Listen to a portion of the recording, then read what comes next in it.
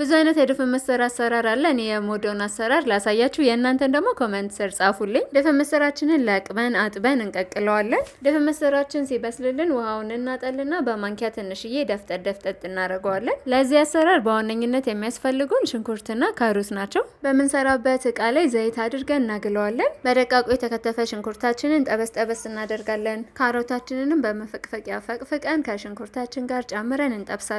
ደቂቃ ከተጠበሰ በኋላ ትንሽዬ እርድ እንዲሁም ደግሞ ትንሽዬ ነጭ ሽንኩርት እናደርጋለን። በመቀጠል የቀቀልነውን ድፍን ምስር ጨምረን አንድ ላይ ማብሰል ነው። ቃሪያ ደግሞ ደስ የሚል ፍሌቨር እንዲሰጥልን ጨምሬበታለሁ። ከቅመም ደግሞ ጨው፣ ቁንዶ በርበሬና ኮረሪማ ጨምሬያለሁ። ሶያ ሶስ ካለ ደግሞ ለጣዕምና ለከለር ትንሽዬ መጨመር እንችላለን። ለትንሽ ደቂቃ አዋህደን እናበስለዋለን። ምግባችን ደርሷል። እየጠቀለልን ጎረስ ማድረግ ነው። የእናንተን የምግብ አሰራር ደግሞ ኮመንት ስር መጻፋችሁን እንዳትረሱ።